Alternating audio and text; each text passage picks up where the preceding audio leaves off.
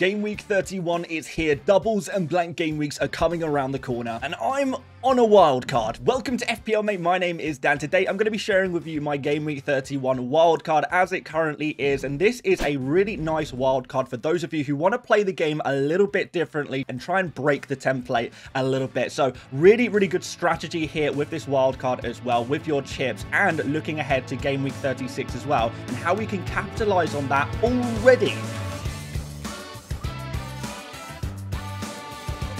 So guys, I feel like this is the best place to start looking at the fixture calendar. We're still working off this same fixture calendar. Nothing is confirmed yet, but I think everything will be confirmed by Friday. I think the one change that we could potentially see is maybe a Brentford and Nottingham Forest double in game week 33 and blank in 34. But I think the chances of that are very low. So I think we're going to work with the assumptions so far, all of the research we've been putting in to the fixture calendar for the next couple of weeks. And that involves obviously Crystal Palace and Newcastle with a double game week in 32, and Arsenal, Aston Villa, Crystal Palace and Man City with a double game week in game week 33. Then of course we have game week 36 and 37. We're going to go through this in much more detail at the end of the video on how you guys can capitalize on the later on in the season doubles, and I think there really is some strategy that can come into play here with the double and blank in 36 and 37. So that'll be at the end of the video. I'm going to show you why my wildcard team works for those game weeks as well. But guys, I want to talk about strategy next. I know you guys are keen to see the wildcard team itself, but this is my strategy that I am going to be using. I looked through all of the strategy, tried to find ways of trying to be different, but I think the balanced strategy that this one is just clearly the best one. I think that's why so many people are using it. So I think I'm just going to do the same and try and make a difference with my picks rather than the overall strategy. So this is going to involve using a wild card, of course, in game week 31 right now. If you have a triple captain, this could be played in game week 32 or game week 36, but I don't have a triple captain. Bench boost will be played in game week 33, and then game week 34, the blank game week, that will be where I will be using my free hit team. Of course, the advantages of this is it's safe and sensible, and it does have room for that triple captain if you have it. The disadvantages is there's no room for the assistant manager, which is fine for me because I've already used mine. And the final disadvantage here, and I want to focus on this one, is that your squad will be similar to other game week 30 and 31 wildcarders, and particularly last game week in game week 30, we saw a lot of people who played the wildcard had a very similar team to one another. So in today's video, I'm going to show you my team that is going to be a little bit different, and maybe kind of trying to take advantage of some opportunities that many people are kind of maybe shying away from. So let me show you exactly what we've got for our wildcard team for game week 31 at this present moment. But before we do have a look at the game week 31 team, if you don't mind, please do drop a like on the video. It really does help out the channel so much, and do subscribe if you want more chip strategy and FPL tips videos coming at your screens. Thank you guys. So this team has cost me 103.1 million, and there's also 1 million in the bank, and there's a very good reason for that, which I will explain shortly. But first of all, the goalkeeper, it is going to be David Raya for the Arsenal goalkeeper. Everton up next. We've got a double against Ipswich and Crystal Palace at home in game week 33 as well. And in game week 34, of course, I will be playing a free hit in that week. So no problem with Raya blanking in that week. Of course, Arsenal, plenty of clean sheets, none in game week 30, but Arsenal get a clean sheet every other week. It seems that on odd numbered game weeks, they seem to keep a clean sheet. Game week 31 is next. Game week 33 is the double. Hey, why not? Could be pretty nice. Those are certainly the two game weeks I'm really looking at for this elite Arsenal defense that are really topping the table for those clean sheets. But we need to move on into defense next. And of course, we've got Daniel Munoz, really obvious pick here. I know some people may be going for the likes of Henderson, or maybe a cheaper Lacroix, or maybe a different no Crystal Palace defender or goalkeeper at all. But I do really like the look of Munoz because not only is he a defender, but he's also an attacker. And he's a player, even though I've not had him in my squad this season, he is a player I am a huge fan of. And I've kind of consistently said he is the one player I wish I had in my team. He is the exact kind of pick that I like, the kind of player that is so explosive. If they get a clean sheet and an attacking return at the same in the same game,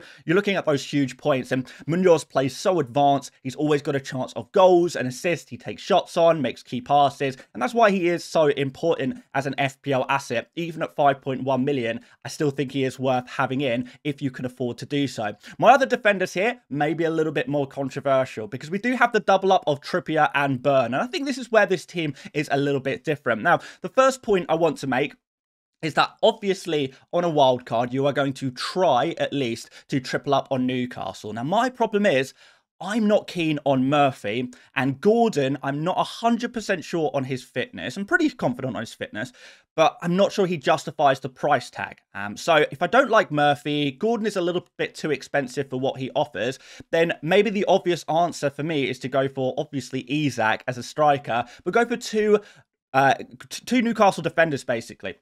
So I was looking through the Newcastle defenders. It seems that there are only really going to be 4 fit Newcastle defenders for the next couple of months.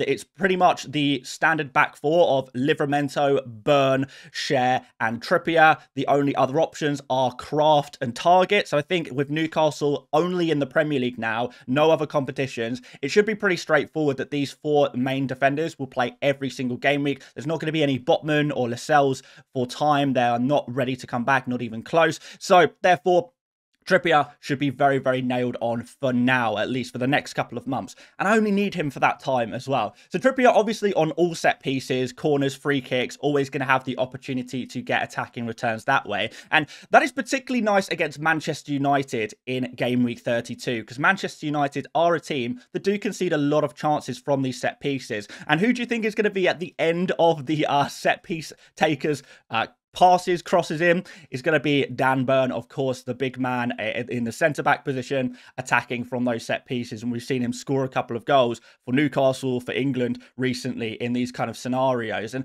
the other thing why I do like the Newcastle double defence is because they play Leicester next. And Leicester are the worst attack in the Premier League. And it seems very obvious.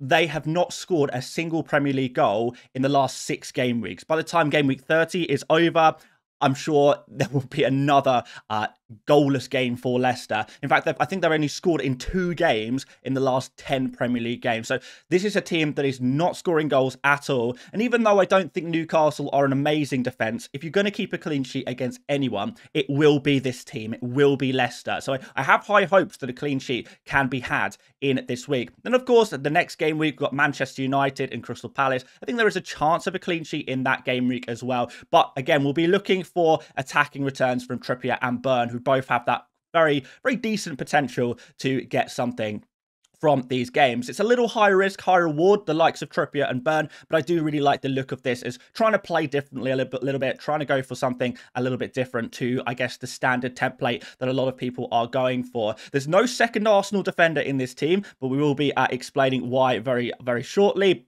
But I want to go into midfield first. We've got Mo Salah, of course, so obvious. The only player in this squad who is guaranteed no double game weeks for the rest of the season in my squad is Mo Salah. And I think that's fine, really. I don't think anyone is going to have too many arguments about that one. He is Mo Salah. He is the guy this season, and there's no way you can make a wildcard team without him. Saka is the next player, however, and he is definitely a player who we're super interested in now. He has got his Premier League return off the bench, scoring a goal. I appreciate it was a tap-in, but that's going to do wonders for his confidence. And as he builds his minutes up, hopefully he can become a really nice 90 minute man, 180 minute man in that double game week in game week 33. I think it's pretty clear that if you're going for one Arsenal attacker, then it should be Bukayo Saka. Yeah, I'm a poet and I didn't even realise it. So he makes the squad as well, despite that lofty price tag. I think one advantage of wildcarding in Game Week 31 is that you can go for Saka with a little bit more confidence that maybe people in Game Week 30 were maybe more hesitant about going for Saka and maybe we'll be looking to transfer him in instead. But we can start with him in Game Week 31. Eberechi Eze is our Crystal Palace midfielder here, 6.8 million, a little bit more expensive than Sarr. However, his form looks really, really good at the moment. I love the look of him in the FA Cup.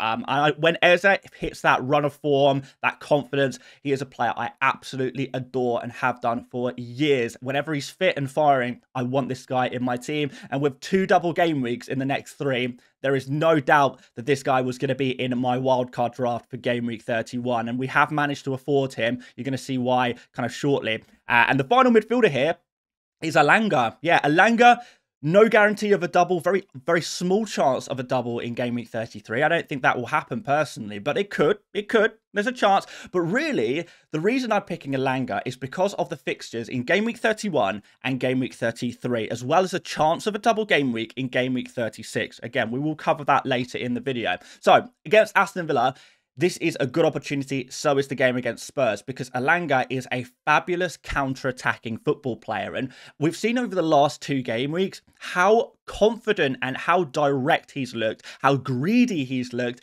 And, you know, when a player is in this kind of form, has this kind of swagger about them, and they are playing in a certain way, and that is a counter-attacking way, and they're about to face Aston Villa and Spurs, 2 of the best teams you can play, the highest lines in the Premier League. These are the teams you want to play as a counter-attacking football player. So Elanga is kind of perfectly suited to these games, and that's why he is in this team. So despite no guaranteed, very small chance of a double game week in 33, that doesn't bother me, because I actually think that he is going to be more useful to my team than, you know, a lot of people might go for a Man City midfielder. Maybe some rotation risk there. Aston Villa midfielders, again, rotation risk. So by going for Elanga, I'm guaranteed that 1 game. He's going to play in that game. Don't have to worry about rotation risk. And he's a player I actually love for the single game week, rather than just picking a rotation risk player just because it says they have 2 fixtures in 1 game week. And I'm not saying these, you know, Savinho, Foden, Asensio, Rodgers, Rashford. I'm not saying these kind of players can't pay off.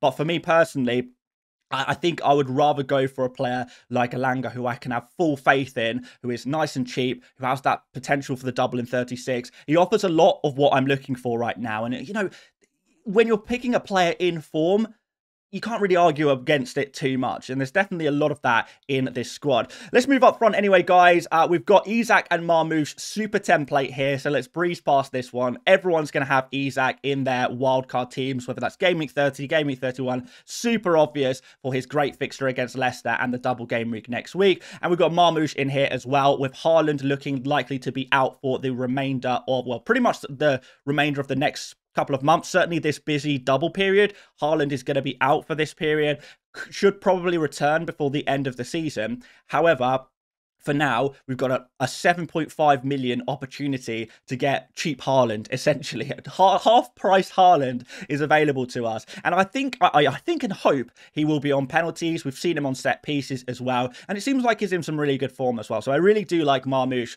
for the Game Week 31 wildcard. Again, he would be one of those players who is pretty much non-negotiable for me as the clear best Man City attacker to include in your squads right now. But the 3rd pick in the forward line is probably the most controversial pick of the whole squad, because I know everyone is going for Isak, Marmoush, Mateta. Isak, Marmoush, Mateta. It's all I see in any wildcard draft, but I don't think that's the only way to play FPL. Watkins is the player I'm going to be going for, again, as a little bit of a difference maker. Nottingham Forest is the fixture up next, and if you've watched Forest recently, you'll know they do concede quite a few chances, even if they do get away with the odd clean sheet. Southampton is the Game Week 32 fixture, which is obviously really nice, and Aston Villa are the forgotten team, really, for that double Game Week 32, because not a lot of people are looking at Watkins, and they're trying to find other routes into the Aston Villa attack, where I think we probably all agree that Ollie Watkins is the best Aston Villa attacker. Penalty taker, striker of the team. He's a little bit expensive, don't get me wrong, but I think it's a really nice differential that not many people will be going for. So I really, really like this one, to have him in my Game Week 31 squad, see what he can do in the next 2 game weeks. And then with only 2 Crystal Palace players, where is the other one? Well, he's on the bench, obviously. So looking at this bench, guys, first of all, Areola is on here for a couple of reasons. Firstly, he is super cheap, 4.2 million.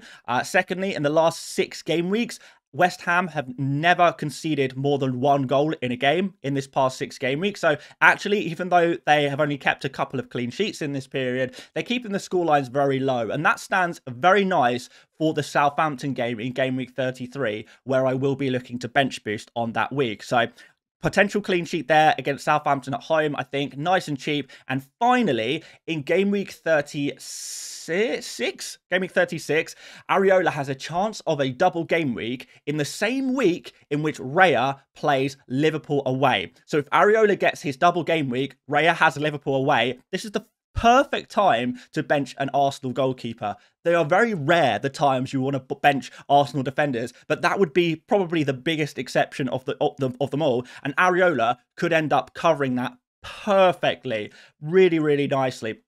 Ismaila Sarr is also in this team, so don't worry. We still have triple Crystal Palace. We still have double Crystal Palace attack. We've just done it slightly differently to the template, I suppose. So we've got both Eze and Sarr. We know as Crystal Palace midfielders, they have slightly higher potential for points, with extra points for clean sheets and extra points for goals. But I also think the difference between Eze and Sarr, certainly in the last couple of weeks since Mateta's injury, these two guys have been in red-hot form in the Premier League, in the Cup, and Mateta, coming back into the Cup game, he did look a little bit nervous. So, is it a big risk to bet against Mateta? Maybe a little bit, but it's not like I have bad players to replace them with. I don't think anyone is going to say Sarr and Eze are bad picks. I think people have naturally gravitated towards Mateta, maybe for structural reasons. But if I can get Watkins as my third striker and have double Crystal Palace midfield instead, I think that's a nice kind of way of doing things slightly differently without really sacrificing everything. You're just taking a slightly different path in hopes of taking that risk to try and make a big push at the final time of the season. And that's exactly what I'm doing there. We've got Gvardiol in here as well, ready for his double game week in game week 33. Concert as well, double game week 33. Southampton in 32 as well, but they will remain on the bench for this game week. But where is the third Arsenal player, I hear you cry? Well, Gabriel, he's got a hamstring injury. We don't know how long he's going to be out for. We'll probably be looking at 2 weeks minimum. Is he going to be back for game week 33? Risky. I'm not exactly sure. I'm not exactly confident about that one, particularly with back-to-back games against Real Madrid coming up as well, which is going to be tough for Arsenal in a busy schedule with these defenders missing. So Timber also potentially injured there. So what I thought I would do is go into game week 31 on the wild card with just 2 Arsenal players, Raya and Saka. That way we can have a look at Arsenal's defence. How do they function without Gabriel and Timber? How long are these guys going to be out for? What are the minutes looking like for the Real Madrid game, and therefore what will they look like for the Premier League games? Are Arsenal still in the Champions League? Answer all these questions,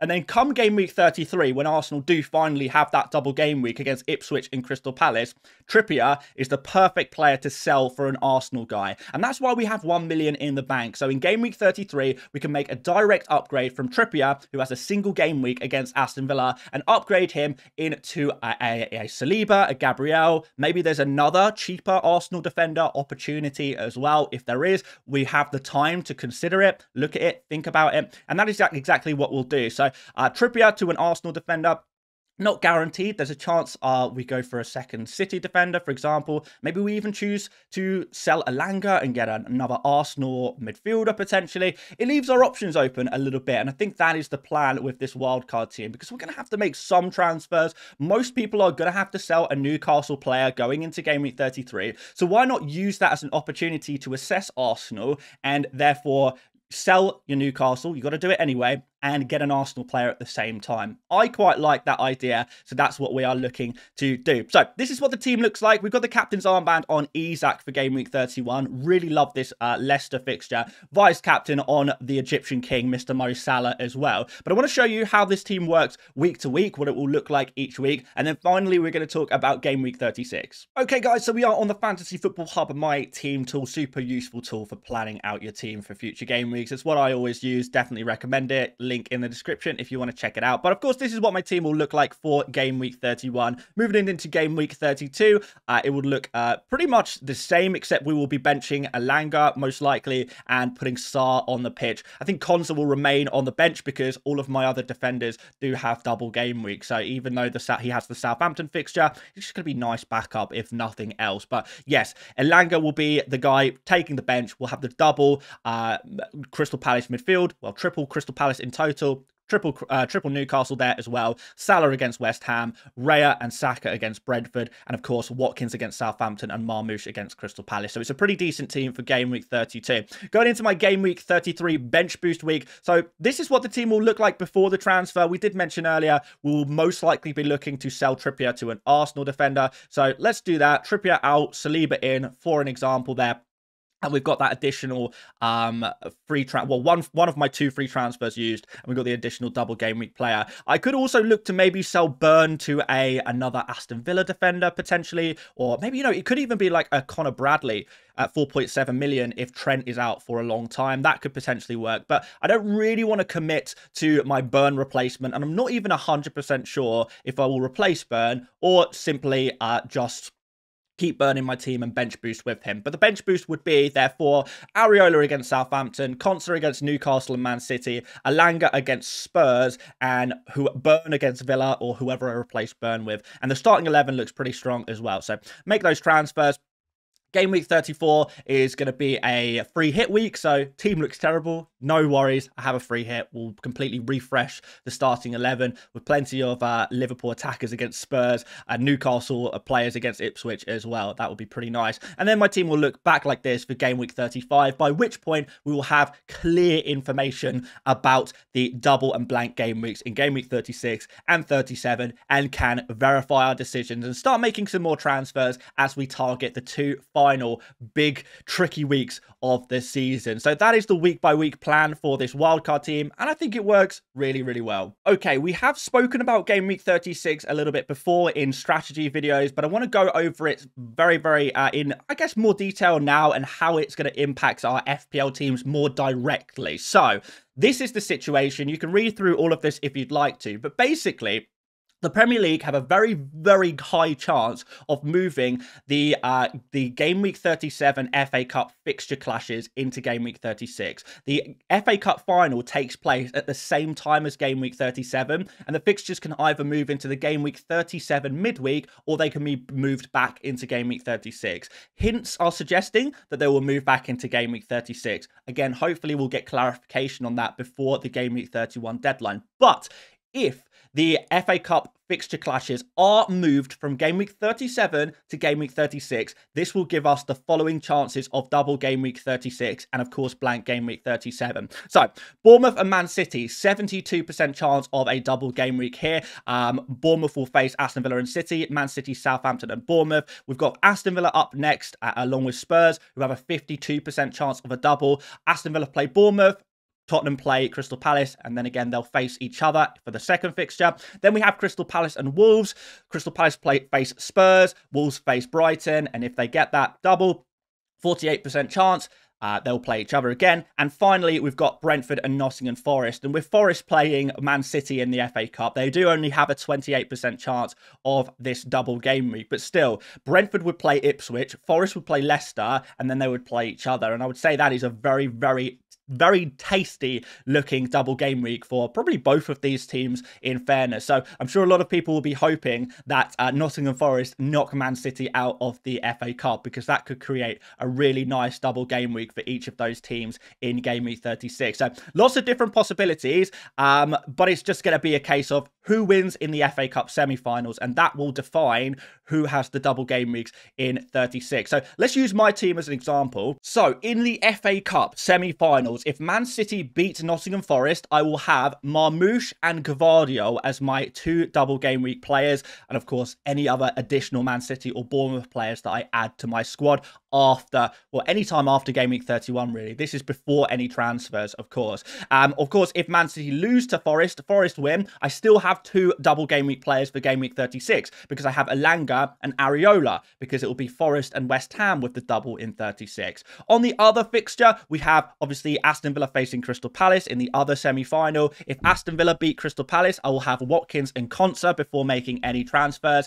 And if Crystal Palace beat Aston Villa, I'm going to have Eze, Sarr and Munoz for my 3 double game week players from that fixture. So looking through all of this, what you've probably worked out is that my current wildcard draft has a guarantee of a minimum of 4 players with a double game week in game week 36, so long as we do see fixtures moved from game week 37 to game week 36. It's still not 100% sure they'll do that, but if they do, we've got 4 guaranteed double game week players. Really, really nice indeed. And then, of course, between game week 31 and game week 36, we can make plenty of transfers. We can add more double game week players to the squad as well. But just a quick warning on that, guys. The teams and players that double in game week 36 will also blank in 37. So it might be a good idea to save some transfers. If you do have too many double game week players in game week 36, you'll have to immediately pull them out of your team or maybe just bench them for game week 37 if you do have too many. So that is just a little warning for you guys.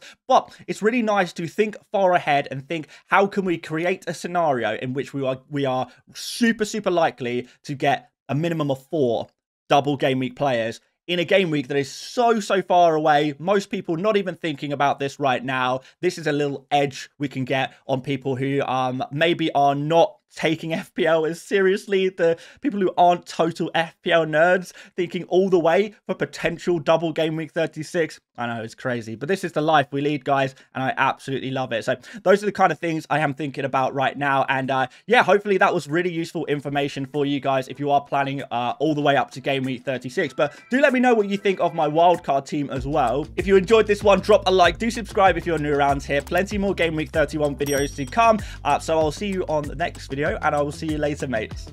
Bye bye.